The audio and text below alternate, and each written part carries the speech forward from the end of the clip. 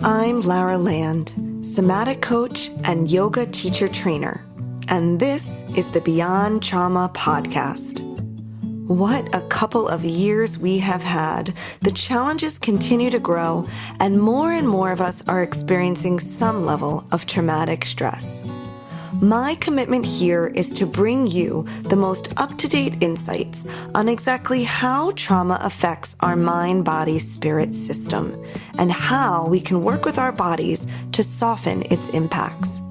You will be hearing from trauma survivors and researchers, and together, we are going to incorporate what they have to teach us to heal ourselves and promote the well-being of all those around us. Here we go. Hello, everyone. Real treat for you today. This week's guest, Zabie Yamasaki, is the founder of Transcending Sexual Trauma Through Yoga, which is an organization that offers trauma-informed yoga to survivors, consultation for universities and trauma agencies, and training for healing professionals. Zabie has trained thousands of yoga instructors and mental health professionals, and her trauma-informed yoga program and curriculum is now being implemented in over 30 college campuses. And I know that is growing. She is a survivor, a mother, a partner, a daughter, sister, friend, and activist, and she has received countless awards in victim services and leadership, including the Visionary in Victim Services Award from one of the largest rape crisis centers in California and the Voice of Courage Award from Exhale to Inhale. She's the author of the book and affirmation deck published by Norton, Trauma-Informed Yoga for Survivors of Sexual Assault, Practices for Healing and Teaching with Compassion, and forthcoming children's book published by PESI, Your Joy is Beautiful, The Magic of Knowing You Are Enough, Just As You Are. In this conversation, Zabie shares her powerful work and radiant energy. We discuss how trauma-informed yoga can help survivors of sexual trauma, the power of fully accepting non-judgmental relationships, and tips for yoga teachers, including trauma-informed cueing and the energy trauma-informed yoga teachers should bring into the classroom. There was so much commonality with Zahabiyah that we talked a long time, and I still didn't get to all the questions I had for her. So I think I'm going to have her again one day soon. Enjoy this conversation. I know you will. So, Zahabiyah, thank you again for joining me from the West Coast. You're in California, right? Yes. I'm based in Los Angeles. It's so nice to be here with you, Lara. Thank you for having me. I hope your day has started out peacefully. It's a little earlier where you are. Yes. The mornings lately have been a bit of a tornado. My son just started transitional kindergarten. And so, before we would take our time and kind of linger getting out the door. And now there's like a very regimented schedule and they have to be there before the bell rings at 8. And so the mornings are just like, okay, let's get everybody dressed and fed and out the door. And then, that moment, like when my partner and my husband typically does the drop-offs in the morning, and it's like you shut the door and you're like, oh, I know that moment. Yes. Yeah. It's a special time of year. Oh, Zabie, I'm so happy to have you on. I came to know of you and your work. Actually, I've later found out we have a lot of people in common, but mainly through David Trelevin. He speaks of you and refers to you quite often, and I think had you on his podcast, and he wrote the foreword to your book as well, right? Yes, he did. David is my dearest friend and colleague. We've known each other for several years now, and there's just so much overlap and connection with our work. So I love that there was the connection there that brought you to me. It's so wonderful to be connected. Me too. I felt like anyone that he was really recommending and speaking so highly of must be just something. And then I got your book and kind of dove into your work, and I was like, yes, she is. So I was wondering if you would share with me and with listeners just how you came to teach yoga to sexual assault survivors. That's kind of the bulk of your work, or how I understand your work and what you do. Yes. Oh my goodness. Well, how much time do you have? I will try to tell this in the most succinct way possible, but as a survivor myself, navigating the barriers and resources was just, I was very disembodied and dissociated and disconnected throughout that entire process. Because when you think about it, you experience this extreme violation to your body, and then it's sort of like, here's a hotline number to call, and here's the phone number to the counseling center. Here's the support group. It's no longer running, but maybe check back and see if they have availability later. Here are your options for reporting. There's just so much coming at you. And when your nervous system is completely hijacked, it's really challenging to find out where to start, to find out even how to feel safe within your own body. And so it really started from a deeply personal place of wishing that I had the program that I, have now created. And a lot of my professional work in graduate school, I went on to do my master's in higher education administration and student affairs, and had always had this vision of coming back to a college campus and working with it, sexual violence prevention, or working on campus policies, Title IX, all within that realm. And my first job out of grad school was actually back at my alma mater, which is UC Irvine, and I got a position as the violence prevention coordinator. And that took me to all parts of campus, really to talk about the impact of sexual assault, to talk about the resources that were available to survivors. And, I don't always disclose that I'm a survivor when I'm out there on campus or in the community talking about my work, but it always sort of naturally comes up in a way that feels right and authentic. And so every time I would go out and do these presentations, there would always be survivors who would come up to me after the talk to share their stories with me, to disclose what they had been experiencing. And there was a lot of themes that I started to witness within those really sacred conversations with survivors around, I feel the physiological impact of my trauma. Daily, I'm navigating chronic pain and insomnia, GI issues, and many of them just didn't feel quite ready to process their experiences through talk therapy, or that for a variety of reasons and barriers to seeking mental health services, it just wasn't an accessible option to them. And so there started to be this sort of interconnection between that work that I was doing on sexual violence prevention and really being in community with survivors. And simultaneously, I was going through 200-hour yoga teacher training. And, yoga has been an integral part of my life, but I didn't initially come to the practice thinking that it was going to be directly related to healing my experiences with sexual trauma. And then as I started to kind of put these pieces together of, wow, all of these survivors are sharing with me about the somatic impact of their trauma, the daily triggers they're trying to navigate and need support with. And I'm also in yoga teacher training and having this really profound experience of experiencing embodiment and grace and self-compassion in new ways.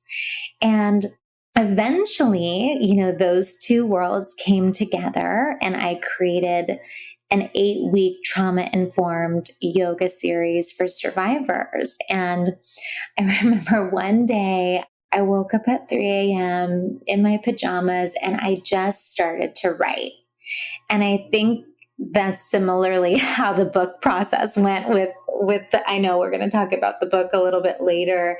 I think there's something really magical when you have so much information that's been floating around within your body. And then sometimes you have these really magical moments where it just gets unlocked and it has to come out, whether that's pen to paper, whether that's speaking, or there's so many creative ways for us to express what we hold in our bodies.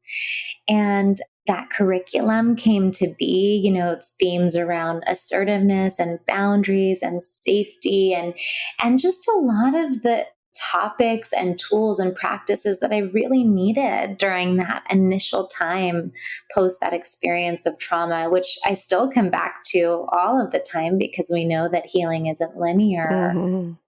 And it's now this program has gone on to be implemented at 40. We're up to 40 different college campuses. Wow. 40 college campuses. I mean, so let's just talk for a minute about like what that looks like. So it's an 8-week program. Mm-hmm. What happens after the 8 weeks? If someone wants to keep going, can they? Or do they come once a week? What happens if they miss a week? Just a little bit about the structure. Oh, yeah, I love talking about this. And what's nice about it, we just did a big implementation at Yale, and we've implemented across each of the UC campuses and Stanford and community colleges. And what's really beautiful about the diversity of campuses and trauma agencies that we're supporting is that everybody does it a little bit differently based on their resources, based on their needs, based on their student population. But more and more agencies and universities are recognizing that we can no longer leave the body out of the equation. We're losing too many survivors who aren't coming forward because services are not accessible to their needs. And we want to expand our modalities and services that we offer to be more holistic in nature. And so it's still, as long as I've been doing this work, it still never gets old when I will log on to a campus, onto their website. The program is typically run through the campus counseling center or through the sexual assault response center on their campus. And when I go on the website and look at their overview or their list of services and I see trauma-informed yoga as a bullet point, it just still never gets old. It gives me all of these warm feelings inside when I can look at that and say, wow, I mean, that's how we shift culture. That's how we get the world to recognize that we can no longer do things the way that we've always done them, and that these services and resources are outdated and we need to meet survivors where they are. And so, in terms of the 8 weeks, the survivor advocate on campus, or maybe the point of contact at the counseling center, who is typically someone who specializes in intimate partner violence or working with survivors, will do a really brief intake process. And they'll really just connect with the survivor about what drew them to the program, what brings them joy, what does self-care mean to them, just really getting a sense of who they are outside of this trauma that they've experienced, and really getting clear with them that the program is not clinical therapy. It is really a trauma-informed yoga, healing-based modality to complement maybe other modes of healing that they're working with.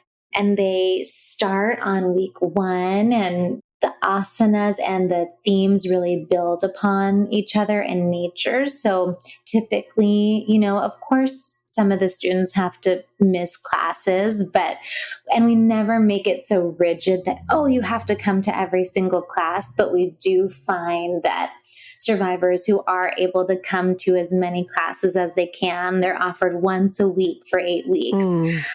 It's just such a profound experience of community and healing. And I'm always saying that there's something so powerful when survivors can come together in community and not have to share one detail about their experiences of trauma, that they can be together and breathe together and have this shared bond and experience that really transcends words. And being able to have the honor of facilitating those spaces and being witness to the energy and the healing that happens within them is just, it's something I never take for Now, granted. you can't personally be able to be at all these 40 locations, right? Oh, no, definitely not. You must have, do you have folks that you're training and policing, or are you identifying trauma-informed yoga teachers? Yes, both. I mean, it's grown in so many ways. I used to laugh and my husband would just be like, "What are you trying to do, babe?" Because I would have my trunk full of yoga mats in my car. And I would just drive. When I was first starting out, I would drive from like university to rape crisis center to, all these places that wanted the program. And initially I was just teaching them myself. And then I thought, okay, this is not sustainable. I can't continue like this. I didn't know it was going to grow in this way. And so then I started leading 3-day trauma-informed yoga teacher trainings that were certifying.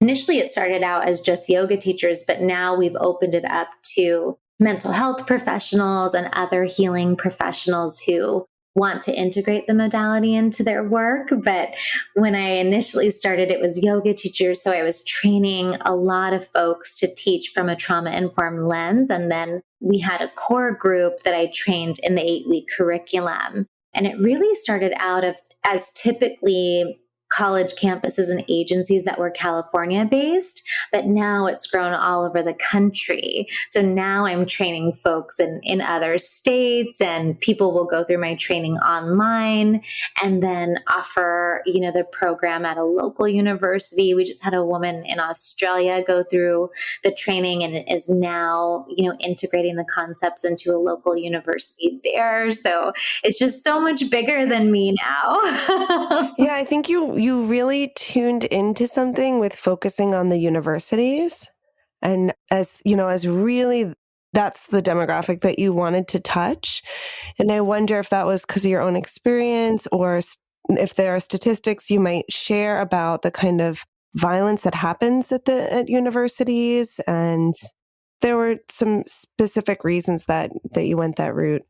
Yeah, because I went to grad school to get my master's in higher education, it was always my vision. I always thought my dream job was going to be a director of a sexual assault response center and, just one campus. And that's what I wanted to do. That was kind of my mission going to grad school. And yes, I think because my own personal experience with sexual assault is so deeply tied to my university experience, and I'm just so acutely aware that the way we're doing it can't continue.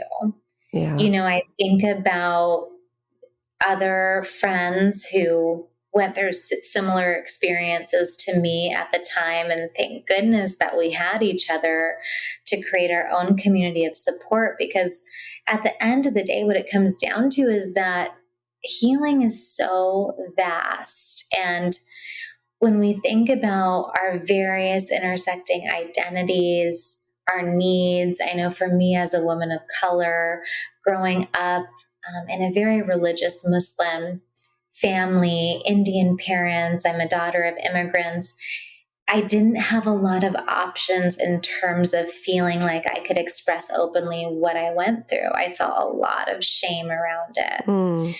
And I think when we're offered opportunities to really connect safely to our bodies, to really cultivate what that means on our own terms and in our own way, and even learning language around the nervous system. I had no idea.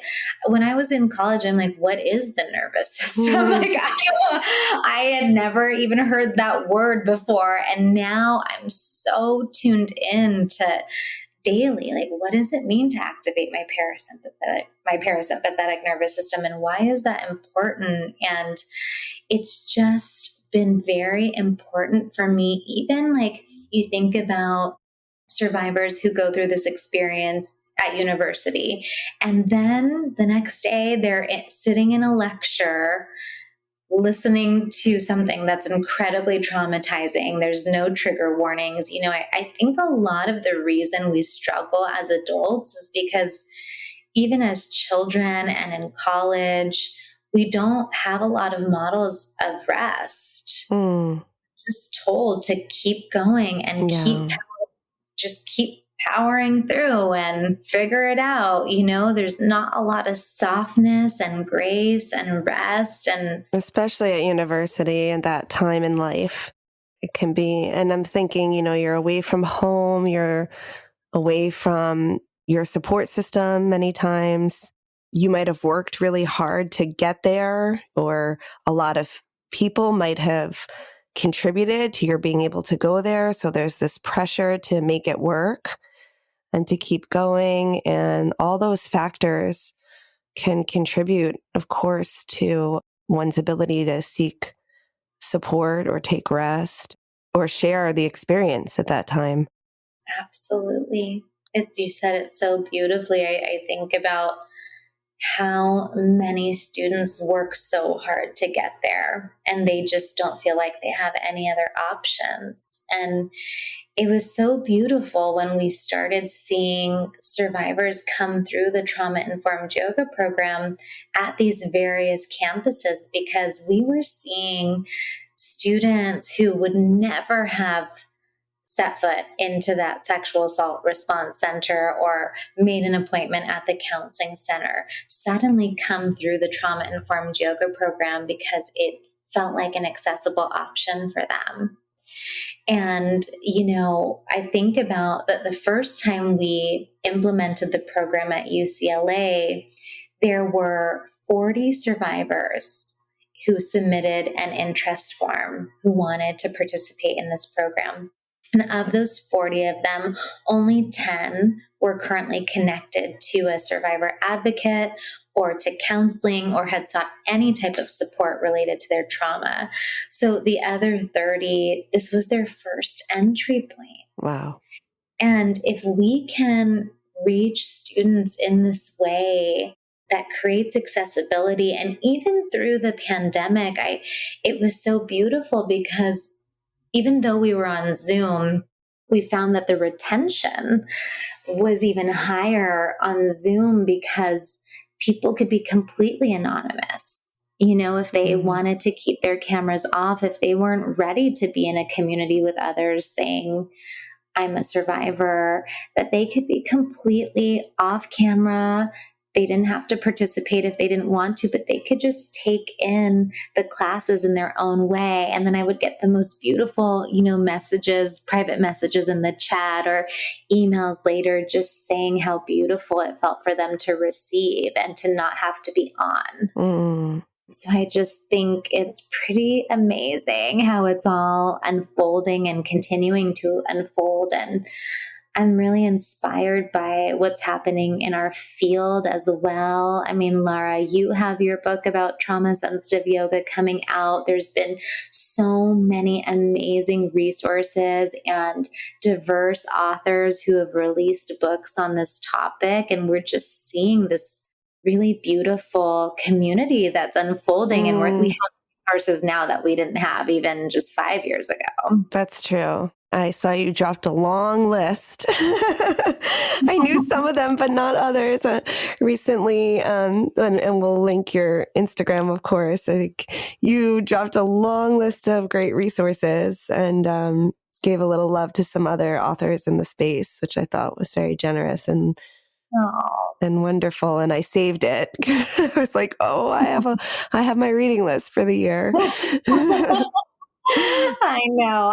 Something that I love. I love reading. I love books. And I love that, we can all write books on similar topics, but one healer is not going to be the healer for you. And that's okay. That's the beauty of folks writing about this work from a variety of different lenses. So you can find the language that feels soothing for your nervous system, or find the lens that lands for you or makes it more accessible for you. I think that's really amazing. Yeah. And I run a nonprofit and we train teachers, yoga teachers in trauma sensitivity, and we partner with other nonprofits. So it could be food bank, or many times we're in domestic abuse shelters. We work with a lot of folks dealing with refugee issues. So kind of across 5 categories, but not specifically with folks who have been through sexual assault. And actually, one of the questions that I had for you, speaking of, being in sort of similar overlapping spaces, but having different lenses, is if there's anything specific to, as far as like nervous system reaction responses and maybe what you see in the yoga space that shows up in a survivor of sexual trauma, versus maybe another kind of traumatic event or events. Oh gosh, there's so much to say here. I would say, first of all, we know within our work that trauma is somatic. So people are oftentimes registering their trauma, not always as stories, but as felt sensations in their bodies. And as I was mentioning before, specifically with survivors of sexual assault, so many of them would share with me about experiencing flashbacks and nightmares, hypervigilance, anxious thoughts, migraines, stomach pains. Many survivors might engage in self-harm or develop eating disorders as a means of regaining control and power over their bodies. And something that is helpful that I speak about with survivors in the program is that so often these visceral feelings that we experience are oftentimes a result of our vagus nerve disengaging. And the vagus nerve plays a really instrumental role in terms of the expression of emotions in our body. I talk with them about how practicing trauma-informed yoga is just one modality of many that are available to them to help stimulate the vagus nerve and help them manage a variety of their physiological symptoms. And I think what happens with survivors too is, we talk a lot about triggers and how healing is not linear, and how so often you might hear a certain song or you smell a certain scent, and all of a sudden you can be placed right back in that traumatic experience as if it's happening in that moment, and your nervous system can feel hijacked. Mm-hmm. And so much of what we do, and I think it's really beautiful. I think that's what's beautiful about healing, is that as messy and painful and hard as healing is, it can also really be beautiful and expansive and tangible. And sometimes it presents these really little beautiful glimmers of light in moments that we don't even expect. And the best way I can kind of describe this is, one survivor I was working with, she would struggle because when she was on campus, she would oftentimes see the person who harmed her. And she was going through a process of trying to report what had happened, but she was experiencing a lot of barriers. And every time she would see this person who harmed her, it would send her, into a spiral, and she would feel dissociated, and she would go back to her room. And it had, of course, a significant impact on her well-being, on her mental health, on her ability to go to class. And something that she started doing, we would do a lot of various body-based practices and mantras and affirmations, and not in a way at all to spiritually bypass the pain of the trauma. But sometimes she would, when it would happen, when she would see that person who had harmed her, she would take note of her feet on the ground, of what would help support and nourish her nervous system in that moment. She might rest a palm on her heart and a palm on her belly and recite something that felt really powerful to her. And week after week, she really started standing in her power and her truth, in that those practices were never going to erase or take away the pain that had been done to her, but she was starting to loosen the grip that it had on her heart. And I think that that's what's so beautiful about practicing in community and starting to embody some of the practices, is that they help us heal in those moments when certain experiences might have completely hijacked us. So I know it's a very long description and there's so much more that I could say, but it's why I feel really passionate about talking about the neurobiology of trauma to yoga teachers who are interested in working with survivors or teaching from a trauma-informed lens, because when they have an understanding of the impact of trauma on their brain, it helps them have a more holistic scope and view of the experience that survivors are navigating. And it helps them be more nuanced in their teaching, and it helps them be more sensitive in what they're offering and what could be potentially triggering. And, at the end of the day, we're not going to be able to mitigate every single thing that could possibly trigger someone.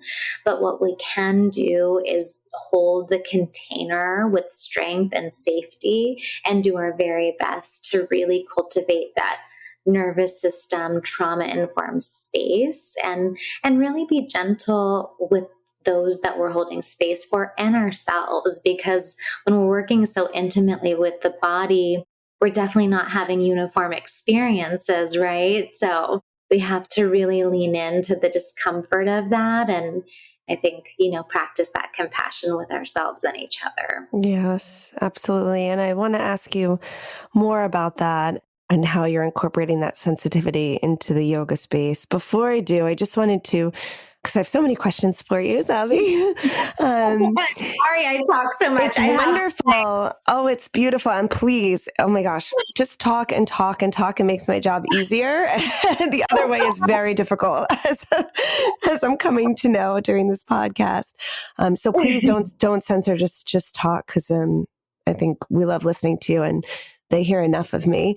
But I wanted to ask about the point of accessibility, because I do think this goes back a little bit in our conversation, but I think it's interesting and important, because I love how you're speaking of, in the context of surviving an assault on the campus, that the offering of yoga, and you've proven it, is with that, 30 people attending and only 10 had sought out other resources.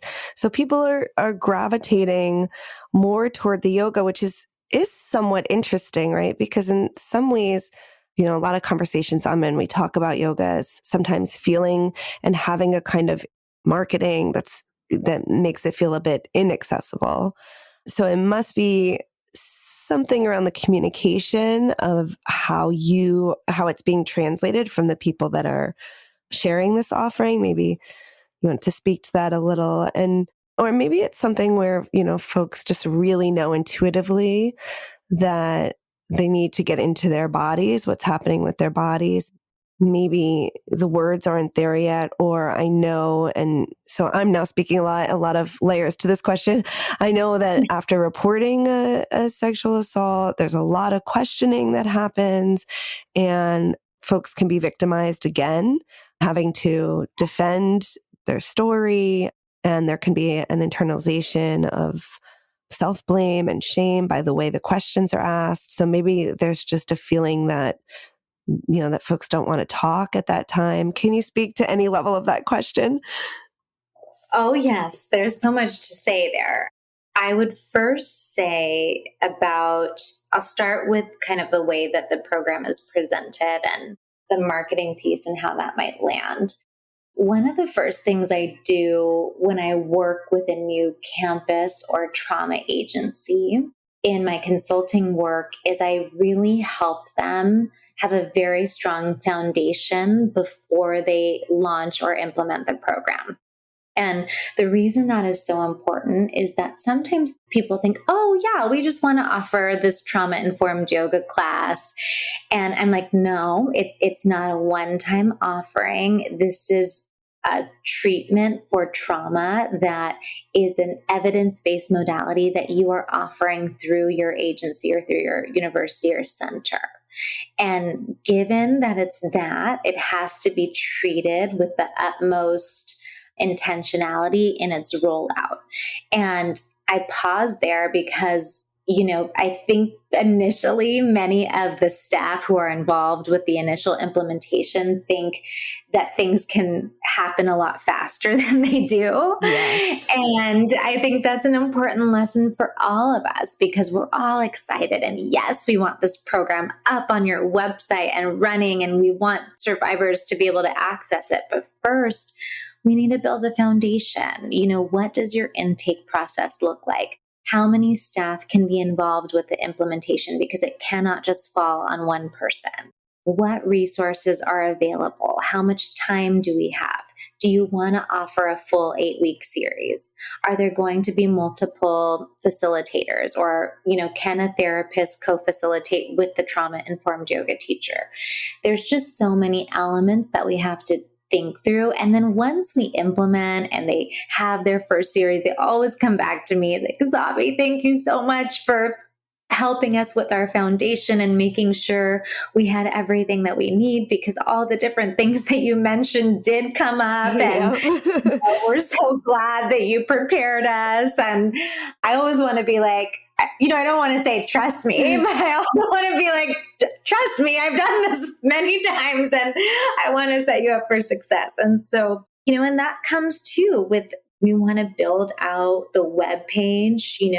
Survivors are oftentimes given the counseling center website or the care center website. And if they log on, if they're feeling unsafe or in a state of crisis or trying to look for resources, we want them to be able to log on. And if they are interested in the trauma-informed yoga program, that it feels soothing, that it feels safe, that it's accessible, that there's clear instructions. We're talking about creating a trauma-informed program in all of its elements. So, we want the access to be clear. And so, yes, I think that's part of it. We are very intentional with how we're thinking about survivors will be receiving the program when they're looking it up. And then you talked about the police department piece, and oftentimes I will actually do training. It's a mini training for the police, the campus police on the program. But I first start with talking about I first actually start with leading them through a mini practice, because they definitely don't get to experience embodiment and oftentimes look at me like, what is this woman trying to teach us right now? But I want them to have an understanding of how the program is landing in their bodies, because for them to know as first responders that this program is available and that it complements the work that they do, right? If they're asking traumatizing questions or trying to get information from survivors and they don't have an understanding of the neurobiology of trauma and why survivors might have it might be challenging for survivors to recount what happened to them in a linear way. Yeah.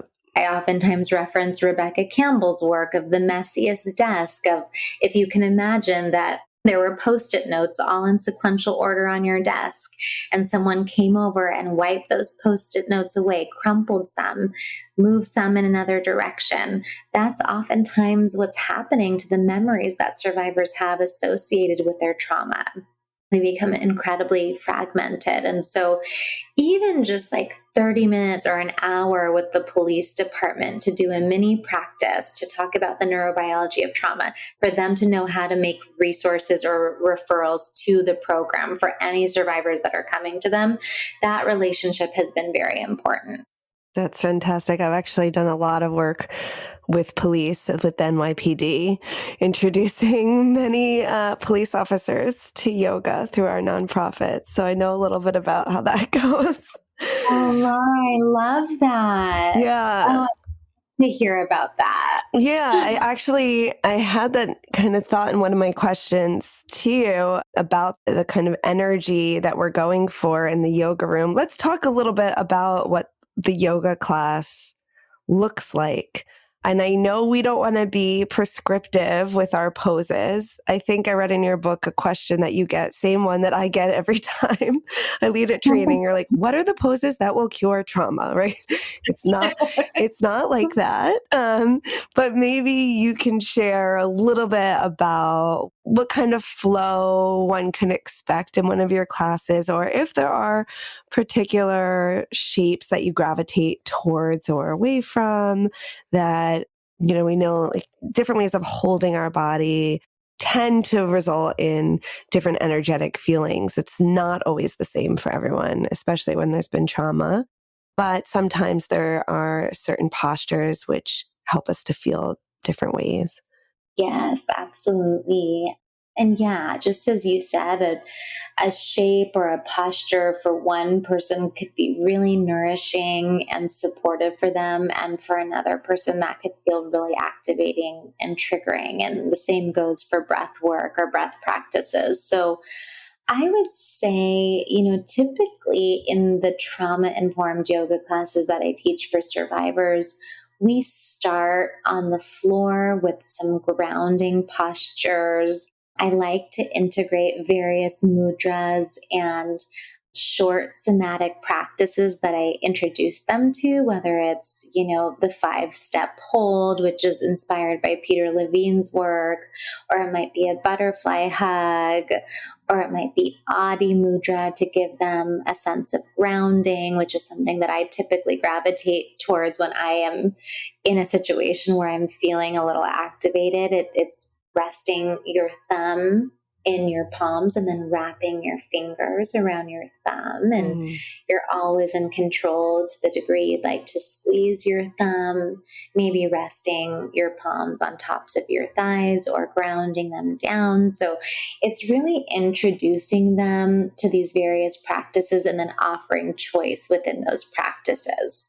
And then we might, move up to some sun salutations, and always taught from a trauma-informed lens with that language and that warmth and compassion, and, inviting them to stand in their power or to honor their power and their strength, and to take a look back and see how far they've come and take tiny steps forward towards their future. Just integrating kind of language, that's not just cue-based or even trauma-informed, but really spiritually connected to the various experiences that are happening in the room.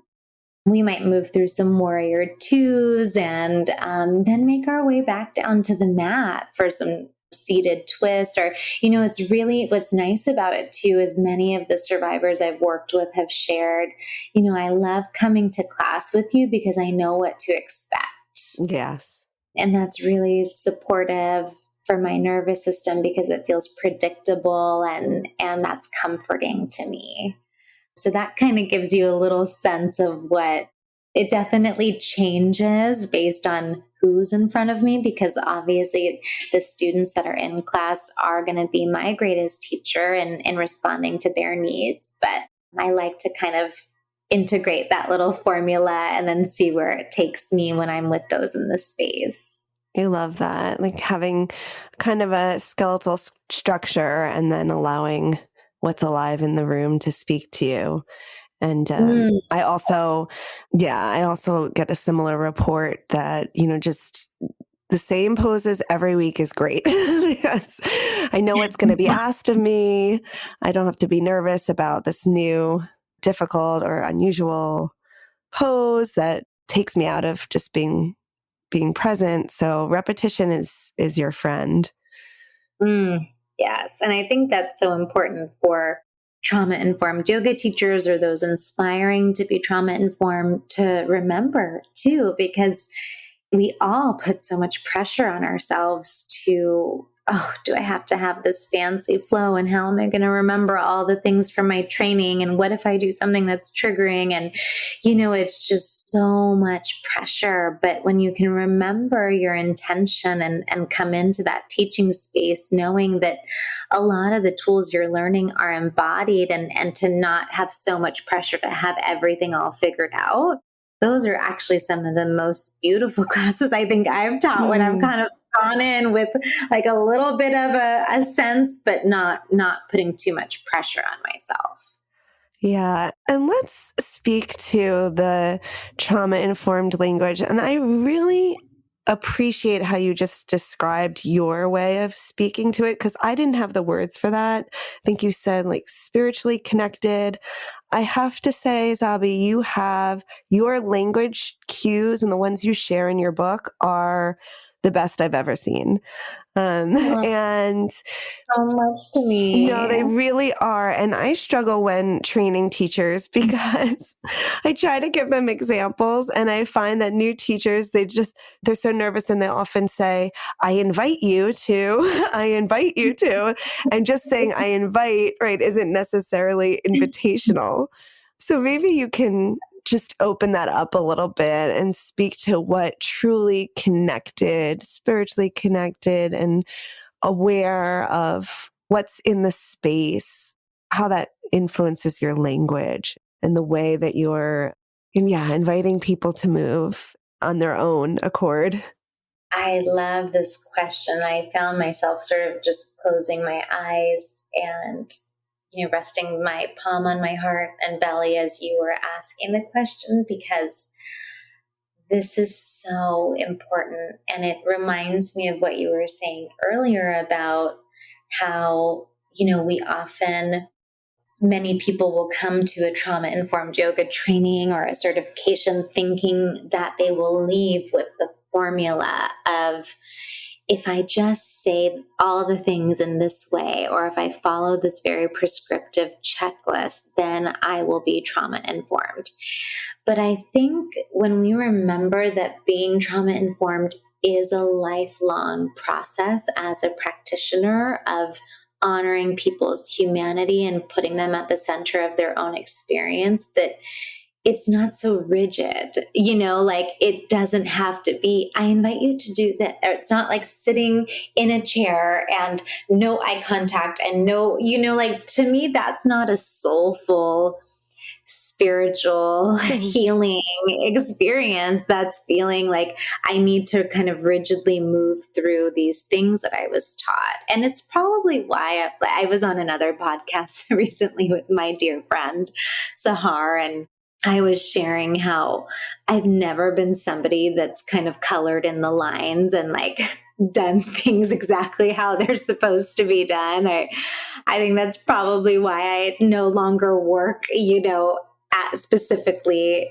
as an employee at an institution or within systems that I feel like are oftentimes not set up for us to thrive, because I just feel so much more expansive than that. And I want to be able to do things outside the lines. And so, we can fall back on some of those cues that we might learn around inviting or exploring. I kind of like to think of those as having them available in the toolkit, and then thinking about expanding upon that. Like, how does it make you feel when you're in community and you're teaching and you can feel the palpable feeling of resilience and healing in the room? How can you feel into that energy and then integrate that into the way that you teach? I'm just reading some of the cues, which are on page 42 and 43 of my book. Some of the things that I say are, the choices that you make with your body are always celebrated in this space. There are many ways to communicate your comfort level with this. I honor your choices and know that you can change your mind at any time. Allow being where you are to be enough. It is enough. I invite you to explore finding a shape in your body that feels safe and supportive and accessible to you. I invite you to send yourself gratitude just for arriving to your mat today. So often that's the hardest part. And so we can use that word invite, but we can expand upon it to be, like we're cussing in my classes, we're crying, there's like India Ari playing, we're dancing, like it's definitely not that rigid clinical structure. And I think we all should be invited to find our own selves and our own expression in the way that we teach, because again, everybody's going to need something a little bit different. But I just hope that folks don't feel like they have to be pigeonholed within these specific frameworks, that they can also bring their full selves to the work. I think those pages alone are worth getting the book for. And in case we haven't mentioned it, and of course I'll link it, it's Trauma-Informed Yoga for Survivors of Sexual Assault, Practices for Healing and Teaching with Compassion.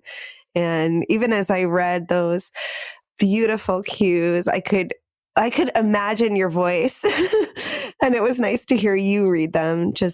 And when I say that, I guess what I mean is I can really feel your energy and your spirit in the words. Oh, that means so much to me. I really hope that folks feel held by this book, that you can draw inspiration from the resources, that no matter where you might be on your healing journey as a survivor, that you can flip open to the later chapters in the book and work through the practices. Or if you're an aspiring trauma-informed yoga teacher or a therapist who wants to do this work, that there's so many resources that you can pull from. And even not, I always like to say too, I think sometimes people look at the book and think, oh, I'm not a survivor of sexual assault, or, oh, maybe I don't work with that population. But first of all, we're always working with survivors in every space that we are, whether we know it or not. But also, I think even if you're working with other populations of trauma, there's a lot that you can pull from that can be broadly accessible and integrated into your work. Even if you want to learn some new ways of speaking to yourself, I think this book is great for that. It's like, I want to hear those words spoken to myself. I've just poured my heart and soul into these pages, into these cues in particular, which have continued to, I'm continuing to expand upon them. And yeah, I think sometimes people will look at the book and think, oh, well, I'm not a survivor, or I don't work with sexual assault survivors. And first of all, we're all working with survivors, whether we know it or not, in all the spaces that we're in. Yes. But I also feel like if you have a specialization in working with veterans or working with cancer survivors or working with multiple populations of trauma, that people can definitely come to this book and pull nuggets and wisdom and inspiration to integrate when working with those populations. And if you're a survivor and you want to flip to the back of the book and really feel some support and containment with the trauma-informed practices that are there, or the accompanying card deck, we really tried to create something for everyone. And I remember when my editor she wrote me and she's like, many people seek out to write a book for multiple populations and they struggle because it's hard to write to many different audiences. And she's like, you managed to do that with this book, because I think, mental health professionals can pick it up and feel like, wow, I feel empowered, or I feel like I now have the tools to integrate some of these mini practices into session, or, use the affirmation cards as a way to set a sankalpa or to set intention for the practice, or just, starting small. So I'm just grateful to anytime I see anyone with it. I know, as you know, Laura, being an author, we spend so much time writing these books and pouring out our heart into these pages. And so when we see people who have it just never gets old. Oh, no, I can't wait to see people holding my book in their hands. I have a self-published planner, which is kind of like a coaching planner. I'll have to send you one. So I get the same feeling with that. You incorporate in addition to the yoga poses, there's self-touch, there are affirmations. I think there's music. I know you mentioned music on this call.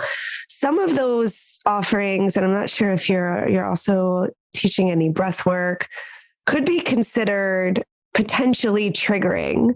And I thought it'd be interesting to ask you to speak to that and how you offer those and in a way that feels safe, and how I know you talk about creating a culture of consent in the yoga room. So maybe you can speak to some of those. I was thinking specifically, I know breathwork can be triggering, music, even affirmations, if we don't believe them, can sometimes kind of backfire. Oh, definitely. I'm just actually flipping open I just wanted to point folks to this section of the book because I think that it's really helpful when we're thinking about how we might support folks who could be potentially triggered in class. And this is so on page 81, there's a whole section of the book on, how to teach from a trauma-informed lens. And this particular section is on supporting students who are triggered. And, what I'll first say is that there's only so much that we can do.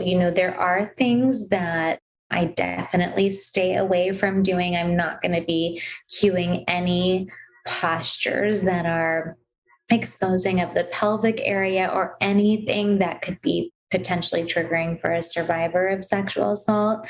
I also, I follow the lead of those who are in class. I really want it to be a collaborative experience of how does the lighting feel in here today, folks? How's this landing? Do you want to be in a circle or do you want to create a little more space?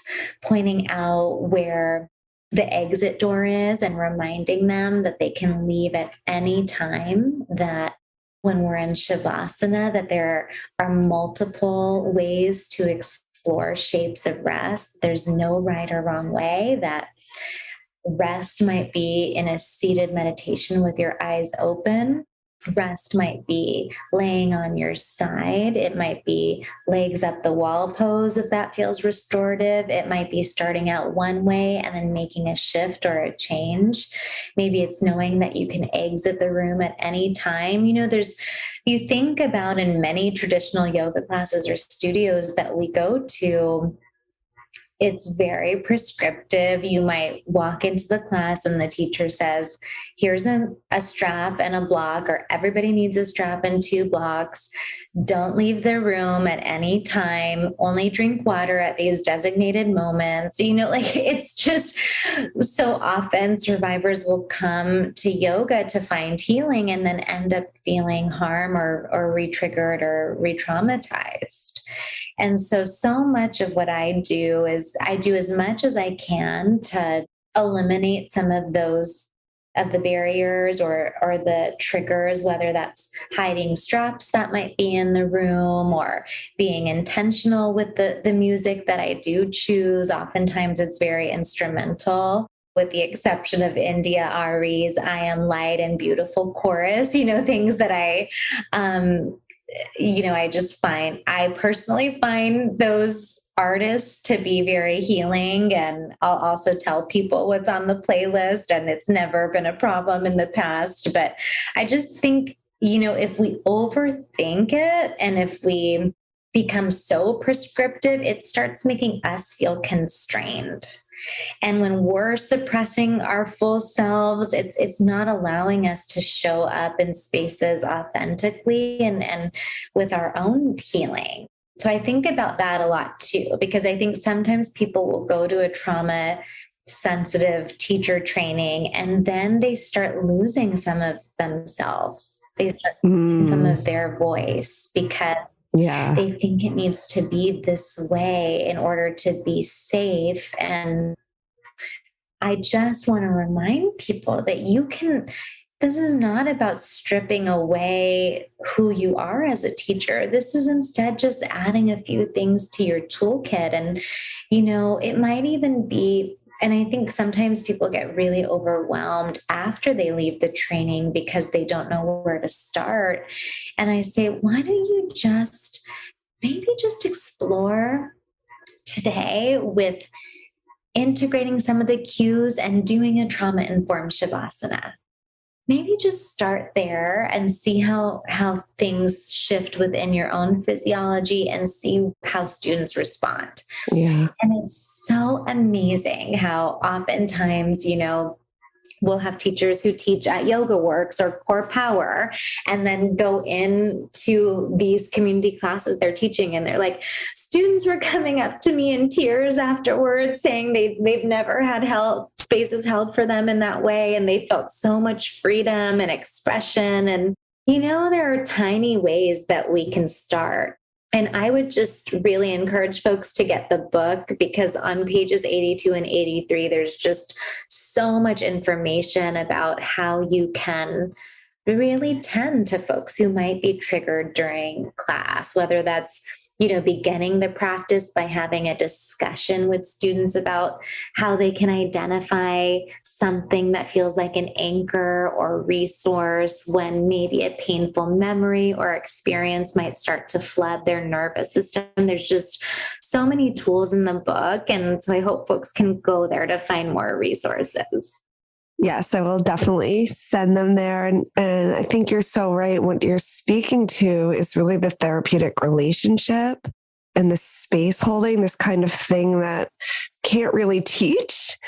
There's a healing relationship that happens in relationship when there's acceptance and when there's really full acceptance and non-judgment. And when we start as teachers really questioning our every move and cutting our energy off, it doesn't allow for that healing relationship to happen. So I think that deserved like just an extra kind of highlight there, what you were speaking to. Yeah, I love that, Laura. I think it's something that we should be talking about more, and something that definitely should be brought to the forefront, because I do see too many people who feel like, oh, I need to teach in this specific way, or I need to do it like this. And I would just never want folks to feel like they're losing themselves when they are teaching in these healing spaces, because your essence and your being and your healing journey and your voice, that's so critical. It's so critical to find the integration of all of it. Thank you. That's so important.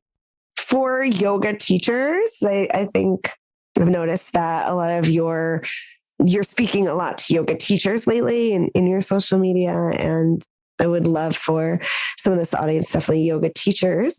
And one of the things that we talk about and worry about with yoga teachers, especially trauma-informed yoga teachers who are really working with survivors, is how they're doing, right?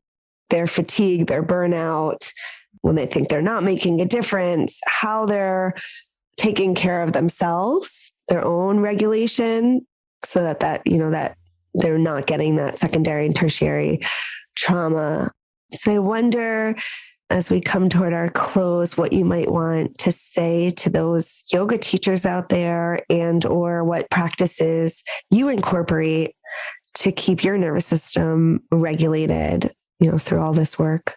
Oh, I love this question. Well, I actually, as you were saying that, I pulled up a post that I wanted to read.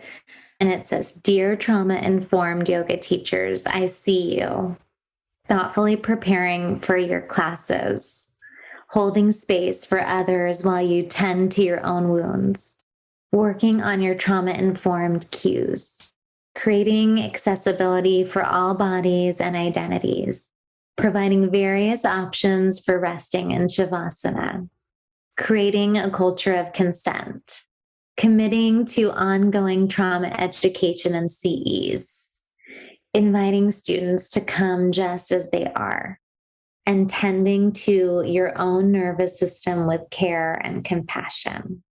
So I want to just invite you to take a deep, full inhale in, and then exhale out your pace and your way. And, as I think about this question a lot, because I feel like many people come to this work with their own experiences of trauma. And it requires us to be extra gentle with ourselves, that we can do all of the training and read all of the books and learn all of the things, but that so often our own wounds and our own lived experiences intertwined in the spaces that we're holding. And I think that that is such a great gift. And at the same time, if we're not engaging in regular practices to support our own mental health, whether that is, having your own rituals and resources of support that take the form of colleague support and supervision from a mentor, really honing in on your own embodied boundaries and your personal nervous system practices, making sure that you have a manageable workload or caseload, or that you're working with a number of clients that feels accessible for you, or that you're delegating as you can, that you're taking time off and remembering what connects you to your joy, and that you're really leaning into things like self and community care. Because if you're only doing the trauma work and you have no space or margins to allow for anything else, that's going to be a really quick road to burnout. And that's going to affect the way that you're able to show up to these spaces. So I'm just always inviting folks to do less, to be gentle with themselves, to really listen to what their bodies are communicating to them and respond. Because, if we're teaching these tools, but we're not practicing ourselves, then that energy definitely shows up into the spaces that we're holding. And I think one of my biggest practices is I'm someone who's very connected to my community, to my support system, and to what brings me joy. Like, joy is such an essential practice that I embody. Like, when I'm in it, I am truly in it. And it's something that trickles out into every aspect of what I do. And it doesn't make me bypass any of the hard things that I'm experiencing or that are going on in the world, but it's knowing that we can hold multiple things at the same time. I think that's a beautiful final message for our teachers and everyone listening, right? To be able to hold that. And I really appreciate the practice that you led us through. I took that breath and it really settled my nervous system. So thank you for that. And I hope folks joined in with that if you were in a safe place to do so.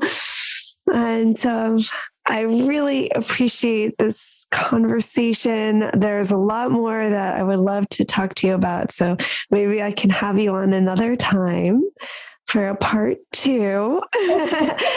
But as we head out, and I want to respect your time, I'd just love for you to share, what you're up to now, what's next on the horizon for you and your work, where should we look out for you, and, how can folks find you if they want to work with you? Well, thank you so much for this question. There's so many exciting things that are happening actually right now. So trauma-informed yoga for survivors of sexual assault, practices for healing and teaching with compassion is the book, and it was released in January, as well as the accompanying trauma-informed yoga affirmation card deck. So those are available wherever books are sold. I'm also publishing an additional resource with Norton, who published these 2 resources, and it's a trauma-informed yoga flip chart, which I'm really excited about because it really gives yoga teachers, healing professionals, an accessible way to explain a lot of these concepts that we talked about today. So it's a flip chart format, meaning the front page is, a picture or a diagram explaining the concept, and the back side is talking notes for the practitioner. And it also comes with a dry erase board marker, so you can kind of easily write out or highlight some of the key concepts if you're talking about the neurobiology of trauma, if you're going through some trauma-informed yoga cues. It's really meant to be a teaching tool.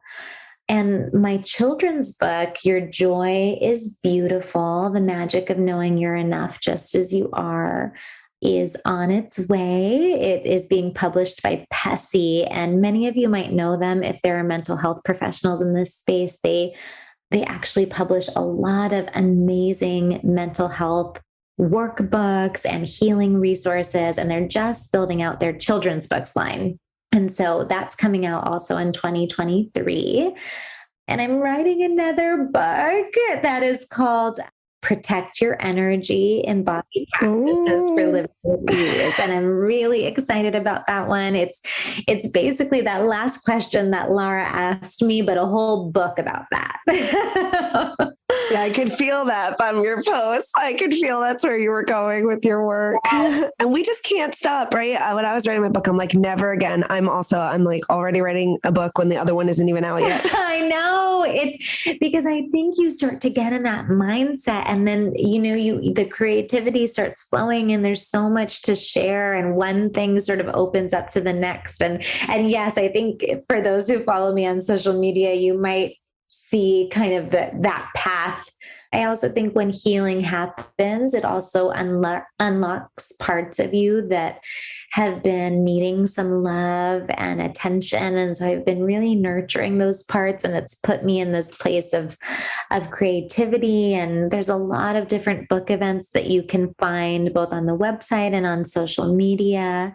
And I have my trauma-informed yoga online certification training that's open to all. That's always available, and it's self-paced. For those who want an in-person option, we'll be doing an in-person 3-day trauma-informed yoga certification training in February of 2023. So just feel free to connect with me on any of these things, and I'm happy to share more. And I'm so grateful, Laura. Thank you for having me today. Thank you, Zahabiyah. Thank you so much. I hope you go off and have a beautiful day. And we will definitely be in touch. I can feel that strongly. Oh, I really feel that too, and believe that. And thank you, Laura, for the incredible work that you do in the world. And it's just been such a beautiful conversation with you today. Thanks again. As we buzz around the busy world, it becomes clear there are billions of paths. As we buzz around the busy world, we will appear in other people's photographs.